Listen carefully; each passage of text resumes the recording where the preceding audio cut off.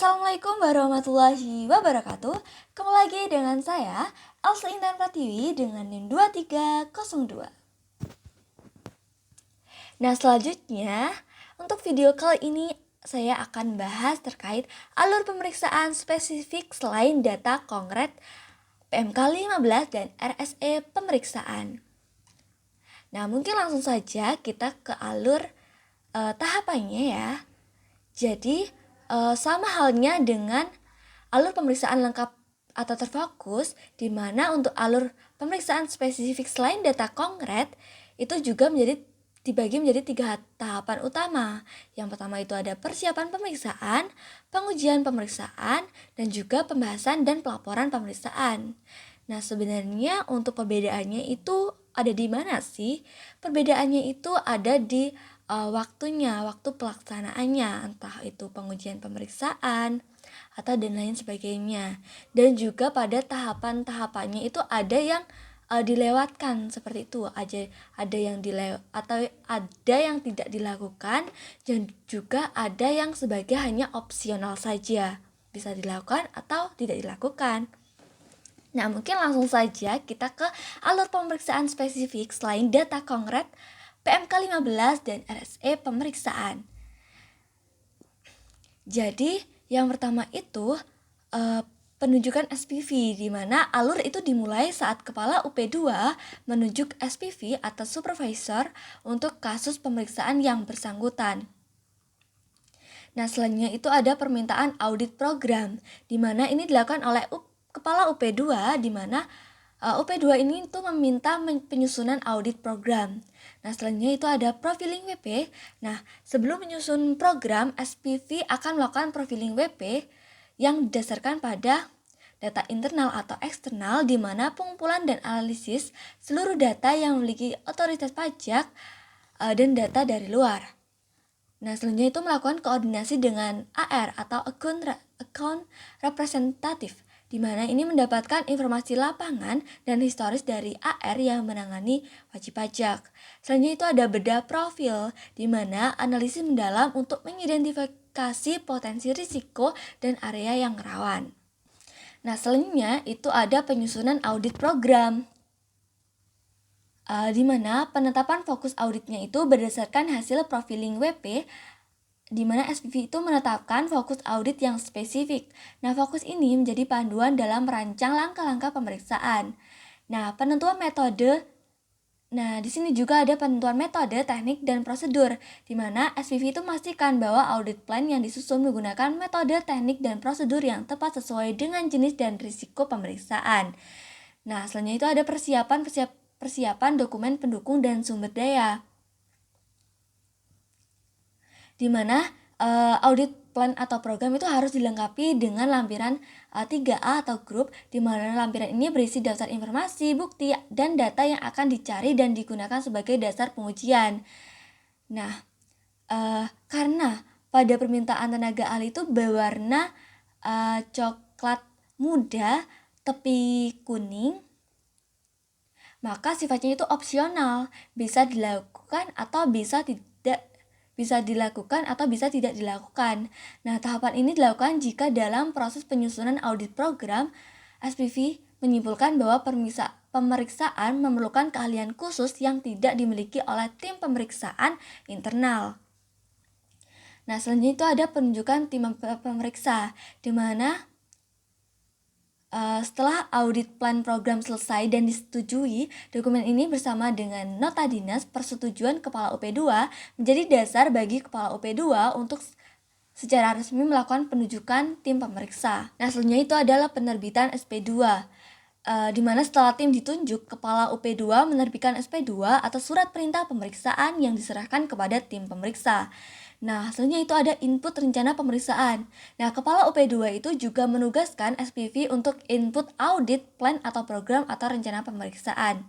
Nah, selanjutnya itu ada penerbitan SPEMB, di mana setelah menerima SP2 atau surat pemerintah pemeriksaan dan rencana pemeriksaan, lalu menerbitkan SPMB atau surat pemberitahuan pemeriksaan yang akan disampaikan kepada wajib pajak.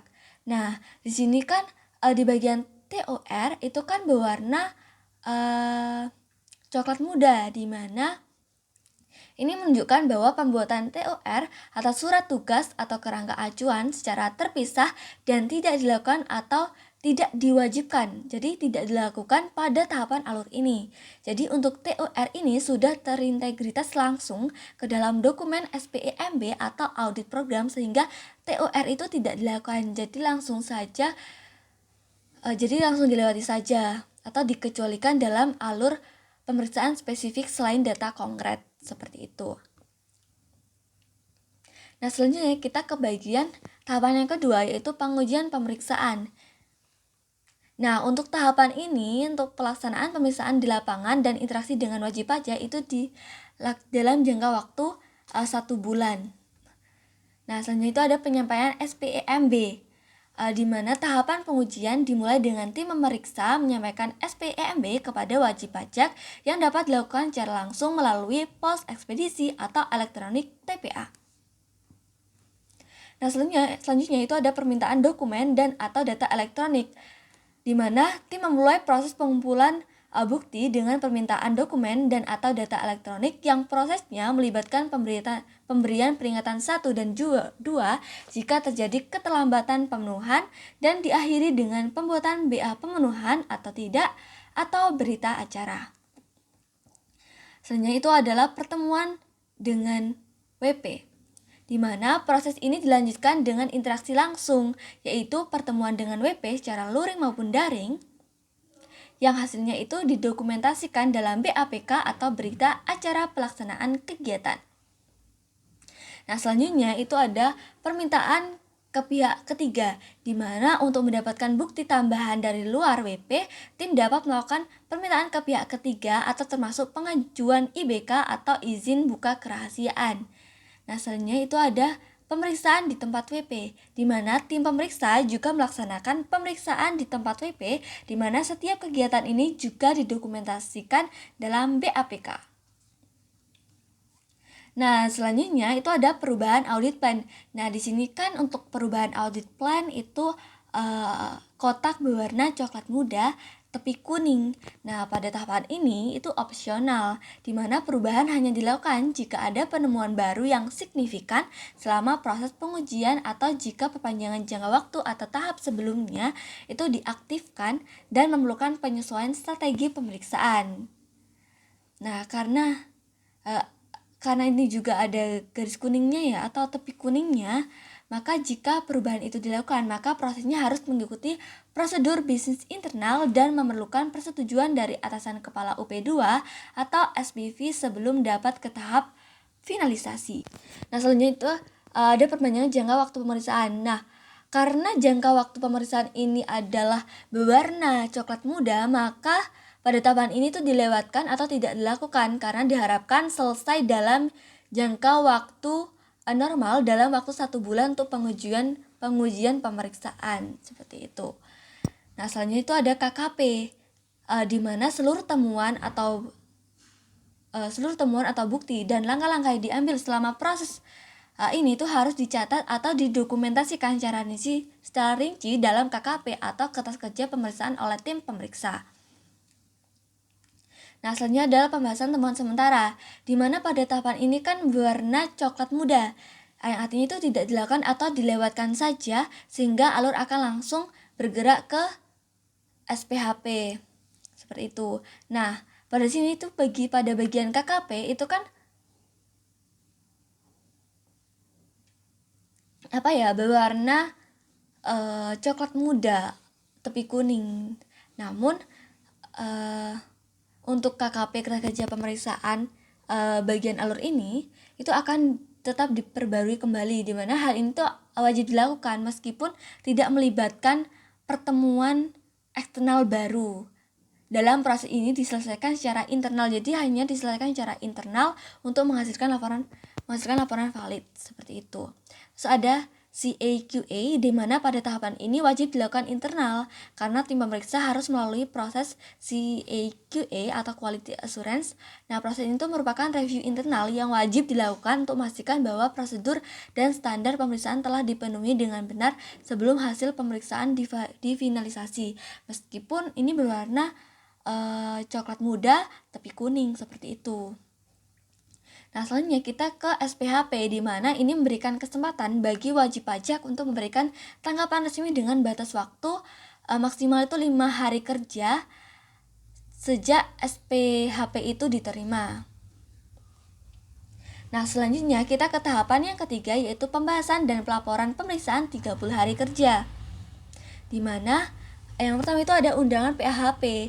Nah, masuk ke fase pelaporan, tahapan ini adalah finalisasi hasil pemeriksaan dalam jangka waktu paling lama itu 30 hari kerja, di mana tim pemeriksa akan mengirimkan undangan pembahasan akhir hasil pemeriksaan atau PAHP kepada wajib pajak.